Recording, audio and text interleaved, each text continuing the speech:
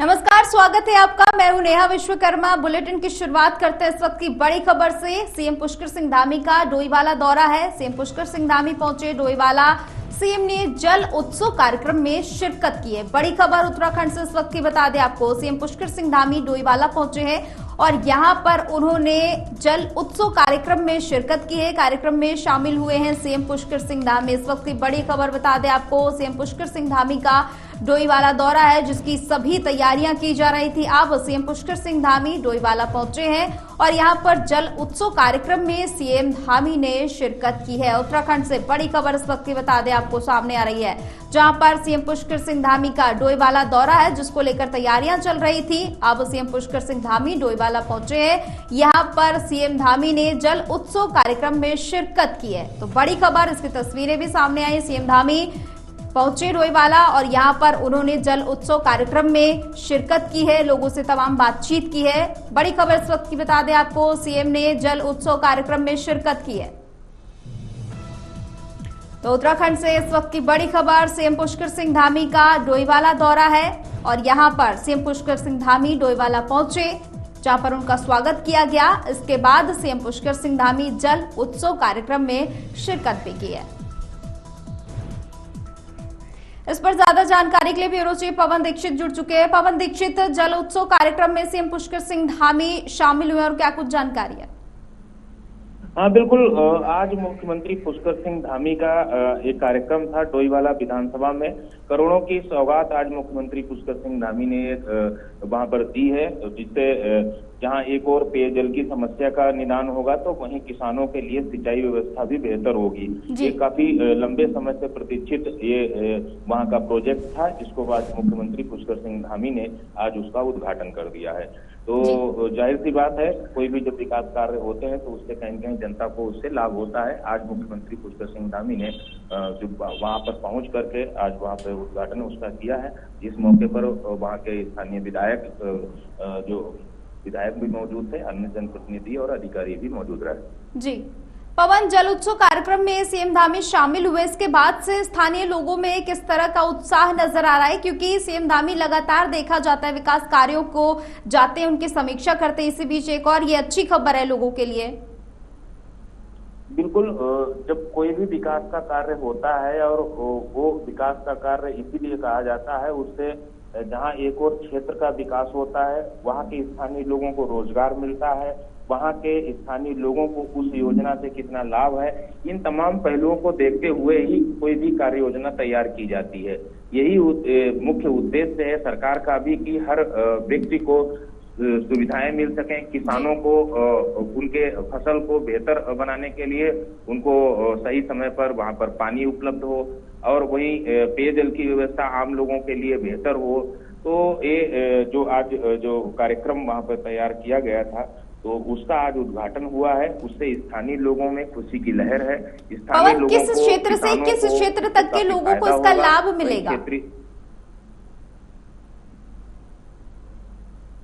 पवन जी, CM Dhami की ओर से कार्यक्रम का उद्घाटन किया गया है। यहाँ पर जो उद्घाटन हुआ है, इस योजना से किस क्षेत्र तक के लोगों को लाभ मिलेगा? पूरे डोईवाला विधानसभा के जो लोग हैं, निवासी हैं, उन सभी को इस योजना से लाभ मिलेगा। और इससे इस योजना से जहां एक और स्थानीय लोगों को लाभ मिलेगा तो वहीं अन्य लोगों को भी इसमें रोजगार, अन्य विधानसभा क्षेत्र के लोगों को भी इसमें रोजगार मिलने वाला है। और खास तौर से इसमें किसानों का सबसे बड़ा हित होने वाला है, क्योंकि किसानों को वहां की जो समस्या थी, किसानों ने कई बार इसको लेकर के मांग भी उठाई थी, कई बार प्रदर्शन भी किए थे और जिससे जो स्थानीय जो विधायक हैं उनके ऊपर भी दबाव था। और पिछली बार जब मुख्यमंत्री त्रिवेंद्र सिंह रावत वहां से विधायक हुए थे, तब भी वहां की क्षेत्रीय जनता ने इस प्रोजेक्ट को लेकर के उनको प्रस्ताव दिया था और उनके द्वारा भी इस पर मोहर लगाई गई थी, इस पे इसकी शुरुआत की गई थी। और वहां से जो विधायक वर्तमान में, उन्होंने भी काफी इस योजना के लिए मुख्यमंत्री से सिफारिश की थी और प्रयास किया गया था। मुख्यमंत्री ने भी इसको प्राथमिकता के आधार पर पूरा करने के लिए लगातार अधिकारियों को निर्देशित किया था और आज ये बनकर जो तैयार हुआ है, मुख्यमंत्री ने इसका भव्य उद्घाटन आज हुआ है और इस योजना से वहाँ के स्थानीय लोगों को, किसानों को इससे काफी राहत मिलेगी। ठीक है पवन, बने रहिएगा हमारे साथ, आगे भी आपसे अपडेट देते रहेंगे। और वहीं उत्तराखंड की 2 विधानसभाओं में होने वाले उपचुनाव में भारतीय जनता पार्टी ने अपने प्रत्याशियों की घोषणा कर दी है। बद्रीनाथ सीट से पूर्व विधायक राजेंद्र सिंह भंडारी और मंगलौर से करतार सिंह बड़ाना को प्रत्याशी बनाया गया है। पार्टी ने गुरुवार को ही दावेदारों का पैनल केंद्रीय नेतृत्व को भेज दिया था और देर रात प्रत्याशी भी घोषित कर दिए गए। और ज्यादा जानकारी के लिए लगातार हमारे साथ पवन दीक्षित जुड़े हुए हैं। पवन, दोनों सीटों को लेकर बीजेपी की ओर से प्रत्याशियों की घोषणा कर दी गई है, किस तरह की हलचल है?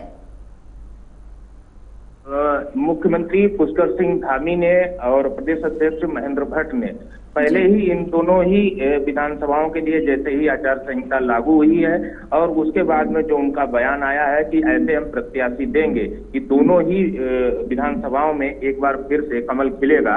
और यही वजह है कि पूरी तरह से भारतीय जनता पार्टी ने सोच समझ करके और सभी संबंधित जो क्षेत्र के जो बीजेपी के कार्यकर्ता थे उन सभी से राय शुमारी करने के बाद ही इन दोनों नाम पर अपनी मोहर लगाई है। इससे पहले जो प्रत्याशियों के चयन की जो प्रक्रिया थी उसके तहत भारतीय जनता पार्टी ने दोनों ही विधानसभाओं में जहां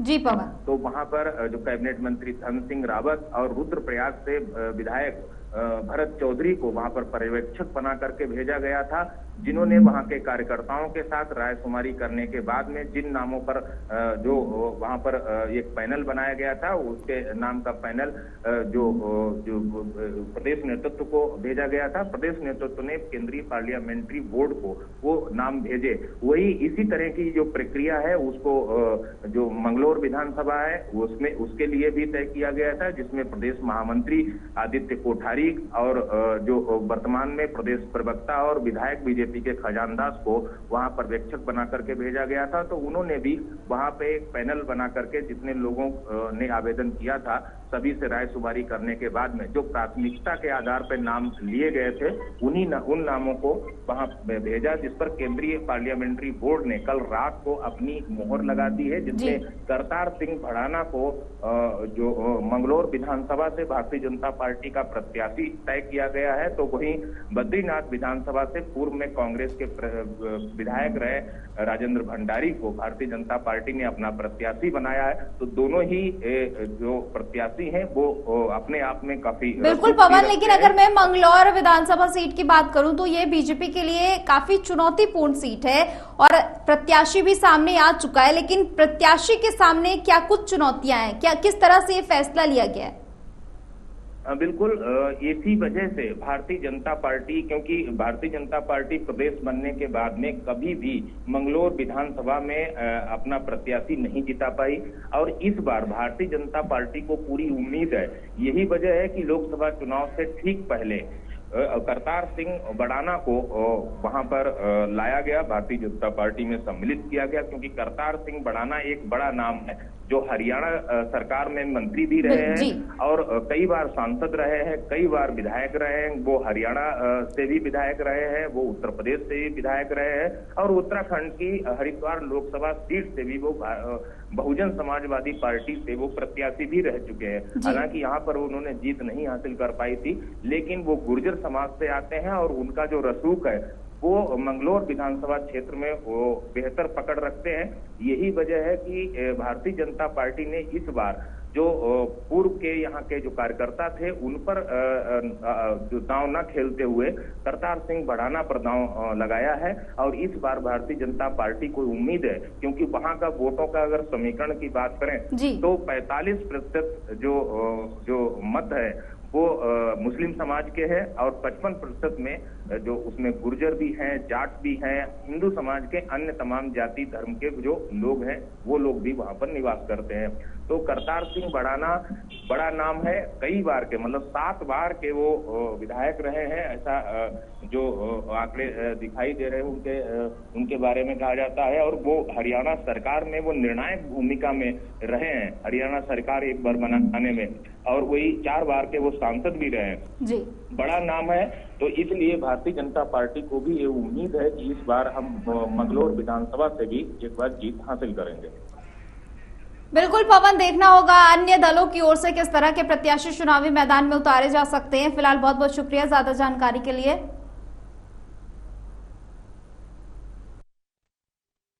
भारतीय जनता पार्टी ने अपने कार्यकर्ताओं की रायशुमारी और हमारे वरिष्ठ जो भारतीय जनता पार्टी के पदाधिकारी हैं उस क्षेत्र में, और वहां पर क्षेत्रीय संतुलन की रायशुमारी करते हुए जो नाम 3 नामों का पैनल केंद्रीय पार्लियामेंट्री बोर्ड को भेजा था प्रदेश पार्लियामेंट्री बोर्ड के द्वारा, उन नामों में से हमारे बद्रीनाथ के लिए आदरणीय राजेंद्र भंडारी जी को और मंगलौर विधानसभा के लिए करतार सिंह भड़ाना जी को प्रत्याशी घोषित किया है। और निश्चित रूप से बहुत ही मजबूत कंडे भारतीय जनता पार्टी के द्वारा घोषित किए गए हैं और दोनों सीटों को हम प्रचंड बहुमत के साथ जीतेंगे, हम सबकी उम्मीद है।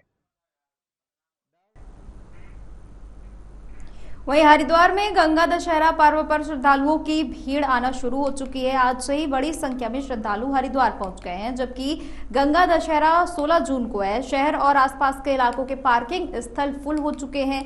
भीड़ का सैलाब इतना ज्यादा है कि पैर रखने की भी जगह नहीं है। गंगा दशहरा रविवार के दिन मनाया जाएगा। वीकेंड पर इस दिन श्रद्धालुओं की संख्या और अधिक बढ़ने की संभावना है। अभी से ही भारी भीड़, वाहनों से पूरे दिन जाम के हालात बने हुए हैं। गंगा दशहरा के पावन मौके पर गंगा स्नान के लिए धार्मिक नगरी में 28 लाख से ज्यादा भक्तों के आने का अनुमान लगाया जा रहा है।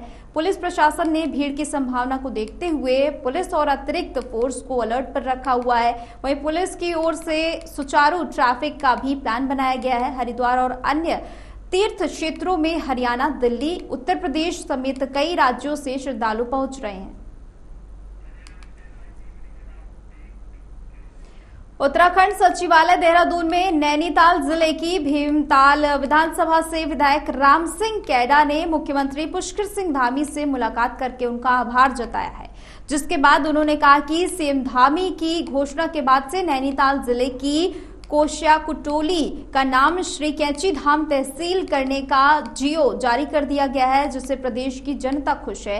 वहीं सड़कों को गड्ढा मुक्त करने के निर्देश के बाद नैनीताल जनपद में सड़कों की स्थिति में काफी ज्यादा सुधार आया है। मैं माननीय मुख्यमंत्री जी को धन्यवाद देना चाहता हूं कि माननीय मुख्यमंत्री जी ने पिछली बार जो घोषणा की थी, जो वहां का कुशिया कोटौली जो तहसील थी, उस तहसील का नाम कैंची धाम के नाम से रखा जाएगा।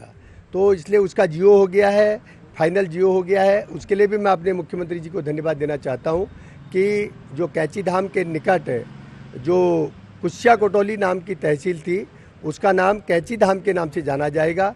और इस नाम के परिवर्तन होने की वजह से बाबा जी के जितने भी भक्त थे सब खुश हैं, पूरे इलाके के लोग खुश हैं, पूरे कुमाऊं के लोग खुश हैं, पूरे उत्तराखंड के लोग खुश हैं, और पूरे भारतवर्ष में जो भी हमारे माननीय पूजनीय हमारे आदर्श हमारे भगवान नीम करौरी महाराज के जो भक्त थे, सब माननीय पुष्कर धामी जी से खुश हैं और माननीय पुष्कर धामी जी को सब बधाई दे रहे हैं, धन्यवाद दे रहे हैं।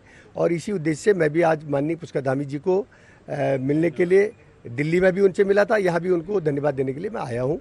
और उनको बहुत बहुत धन्यवाद कि मेरे क्षेत्र के लोगों के और बाबा जी के भक्तों के भावनाओं के अनुरूप जो मांग थी माननीय मुख्यमंत्री जी ने उसको पूरा करने का काम किया है। और रोडों को, जो रोड है जहाँ जहाँ भी गड्ढे थे उनको गड्ढा मुक्त करने का काम किया है। और हल्द्वानी से लेकर के कैंची धाम तक और हल्द्वानी से लेकर के भीमताल तक रोड में डामरीकरण हो चुका है और सुंदर रोड बनी है, किसी को कोई परेशानी का सामना नहीं करना पड़ रहा है। और इसके लिए सीएम साहब को मैं धन्यवाद देना चाहता हूँ।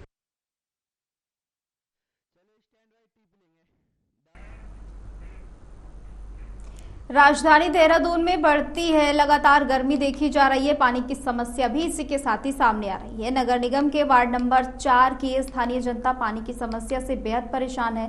इसको लेकर स्थानीय लोग उत्तराखंड जल संस्थान के दफ्तर पहुंचे और उन्होंने प्रदर्शन करके अपनी नाराजगी जाहिर की है। क्षेत्र की पूर्व पार्षद उर्मिला थापा के नेतृत्व में लोगों ने पानी की समस्या को लेकर अधिशासी अभियंता को ज्ञापन सौंपा है। उन्होंने कहा कि यदि हमारी समस्या का समाधान नहीं होता है तो हम कल से जल संस्थान में अनिश्चितकालीन धरने पर बैठेंगे।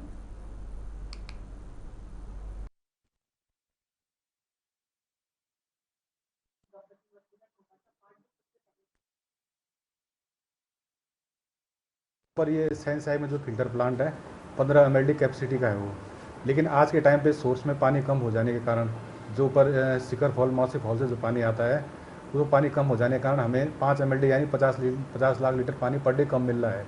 मात्र हमें 10 लाख लीटर पानी ही मिल रहा है, 10 mld पानी मिल पा रहा है, जिससे कि ये किशनपुर से ऊपर किशनपुर काट बंगला और साईं मंदिर वाला एरिया, इस एरिया में थोड़ा पानी की दिक्कत चल रही है। तो इस कमी को पूरा करने के लिए हमने ये सिस्टम बनाया कि हमने 1 टाइम सप्लाई की है। अभी तक 2 टाइम सप्लाई कर रहे थे हम सुबह शाम को, क्योंकि पानी कम हो चुका है। अब हम 1 टाइम सप्लाई कर रहे हैं। उससे हो क्या रहा है कि लास्ट के छोर पे पानी नहीं पहुंच पा रहा है, तो उसके लिए हम वहाँ पे टैंकरों द्वारा जलापूर्ति करते हैं। जहाँ जहाँ दिक्कत आ रही है वहाँ हम टैंकर भेज रहे हैं वहाँ पे। इसके अलावा कुछ क्षेत्र हमारे ऐसे भी हैं जहाँ पे हमारे ट्यूबवेल के भी डिस्चार्ज कम हुए, जैसे हमारा सहसधार रोड पे SGRR का ट्यूबवेल है, उसका डिस्चार्ज भी कम हो चुका है। तो डिस्चार्ज कम होने के कारण हमारी टैंक प्रॉपर भरने पाते हैं और उससे लास्ट इन तक पानी पहुँच नहीं पाता है। तो मेनली हमारा ये राजपुर रोड है, थोड़ा सहसधार रोड वाला एरिया है। बाकी IT पार्क वाले एरिया में तो ऑलरेडी से वहाँ पे तो ट्यूबवेल ही कम है, क्योंकि वहाँ पूरा ग्राउंड जो पानी का लेवल हुआ लेवल वहाँ पे है नहीं, जो अंडरग्राउंड लेवल बहुत कम है वहाँ पे। तो वहाँ पे तो हमेशा थोड़ा दिक्कत बनी रहती है, वहाँ पे हम टैंकर से ही भेजते हैं। हमने 15 दिन पहले पूरे शहर को लेके महाप्रबंधक जी के यहाँ सूर्यकांत दसमाना जी के नेतृत्व में किया था प्रदर्शन, लेकिन कोई हल नहीं निकला है। अभी मैं वार्ड नंबर 4 से निवर्तमान पार्षद भी हूँ और महानगर महिला अध्यक्ष भी हूँ। उसके नेतृत्व में हमने आज पूरा राजपुर में, जहाँ से कि पानी पूरी सप्लाई जा रही है, वहाँ जहाँ 4 मंजिल में पानी बगैर मोटर के चलता था, वहाँ आज 1 मंजिल में भी पानी नहीं आ रहा है। ग्राउंड फ्लोर में तक लोगों को पानी पीने के लिए नहीं है। ढाकपट्टी गांव, जहाँ की टंकियां ओवरफ्लो होके वॉल खराब हो जाया करते थे, और किशनपुर, कैनाल रोड, गब्बर सिंह बस्ती, काट बंगला बस्ती, जो कि पहाड़ में बिल्कुल चट्टान में 64 घर बसे हुए हैं।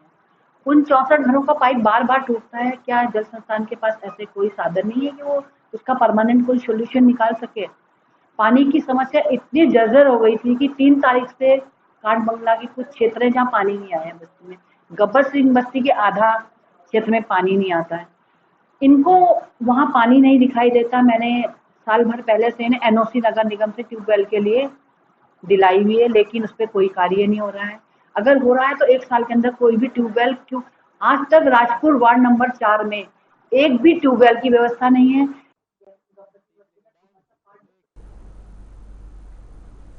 अल्मोड़ा जिले में आग की घटनाएं कम होने का नाम नहीं ले रही है। वहीं गुरुवार को जंगल में भीषण आग की सूचना मिली। सूचना मिलने पर वन विभाग की टीम मौके पर पहुंची, लेकिन जंगल की आग इतनी भयानक थी कि आग बुझाने का काम शुरू करने से पहले ही आग बुझाने के लिए गई टीम इसकी चपेट में आ गई।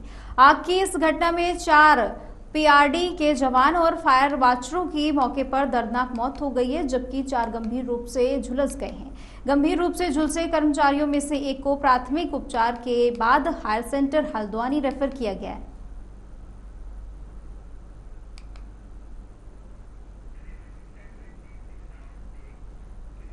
हरिद्वार में काली सेना के संयोजक और शंकराचार्य परिषद के अध्यक्ष स्वामी आनंद स्वरूप ने आंध्र प्रदेश के नवनिर्वाचित मुख्यमंत्री चंद्रबाबू नायडू को मुस्लिम परस्ती छोड़कर सबके लिए काम करने की नसीहत दी है। उन्होंने कहा है कि मुख्यमंत्री के रूप में आपने यदि मुस्लिम परस्ती की तो फिर कभी आपका बेटा या आप राजनीति में वापस नहीं आ पाएंगे। वहीं मोदी सरकार से मुस्लिम आरक्षण को तत्काल समाप्त करने की मांग की और कहा कि आप इन 5 वर्षों में जो कड़ा निर्णय लेने की बात कह रहे थे उसमें मुस्लिम आरक्षण भी एक होगा।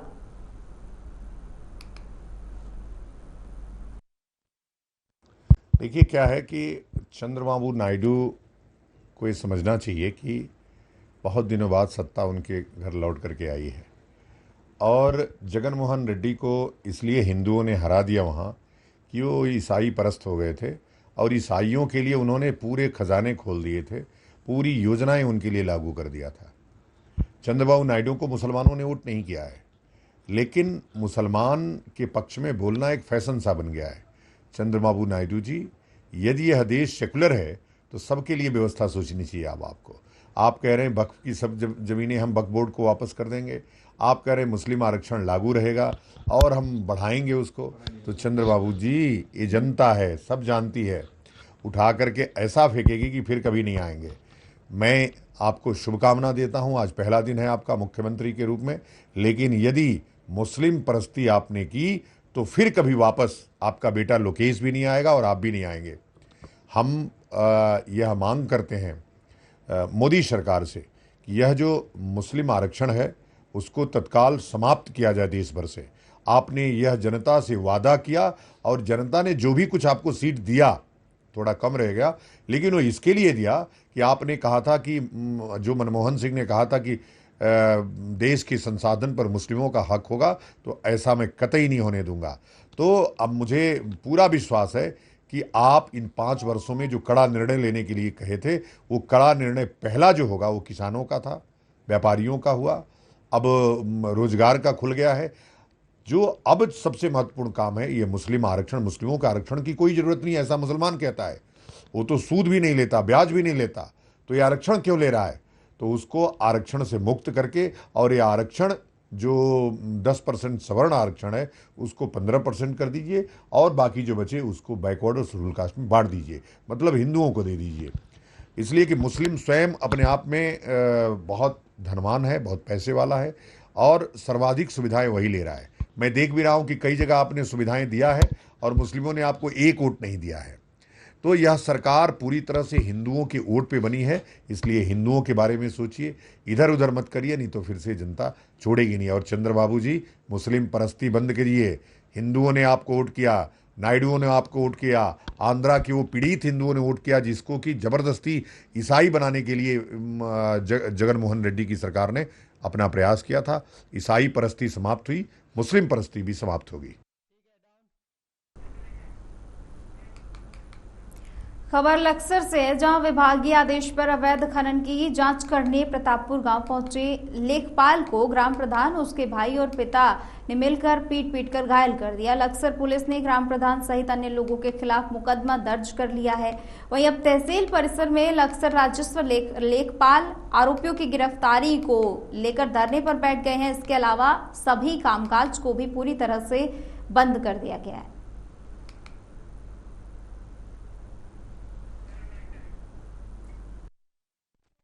एक अनूप सिंह सैनी है, शिकायत करता है। इसने सीएम हेल्पलाइन में शिकायत की थी कि ये ग्राम प्रधान रोनिक और कुछ और लोगों के नाम थे, ये अवैध खनन कराते हैं, या अवैध अतिक्रमण वगैरह, इस तरह कुछ मामला था। इसके लिए सीएम हेल्पलाइन पे शिकायत की गई थी। एसडीएम साहब के आदेश हुए, तहसीलदार के आदेश हुए, जांच के लिए पटवारी हुए। पटवारी मौके पर गया था जांच के लिए, तो उसी बीच जो है ये कुछ गुस्सा हो गए हैं प्रधान जी, और इन्होंने जो इसकी मारपीट कर दी है। यही मामला था, कल 11 तारीख को हुआ है।